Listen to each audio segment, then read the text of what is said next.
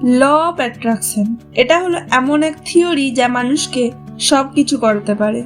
Hi everyone, আমি শুভশ্রী।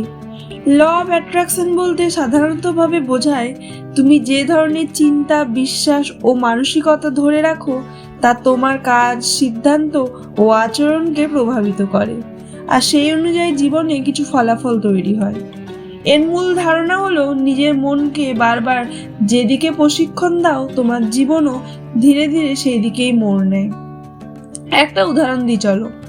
যদি তুমি নিজেকে সবসময় অক্ষম ভাবো, তাহলে অনেক সময় সুযোগ পেলেও তা তুমি পাবে না। আবার যদি নিজের লক্ষ্য নিয়ে ইতিবাচক ভাবো আর তার জন্য নিজের মতো করে কাজ করতে থাকো, তাহলে সম্ভাবনা অনেক বেড়ে যায়, সেটা যতই কঠিন হোক। সবশেষে বলতে পারি, এক কথায়, যা ভাবো তা বিশ্বাস করো, আর যা বিশ্বাস করো তার জন্য কাজ করো। তুমি যা চাও তা একদিন অবশ্যই পাবে।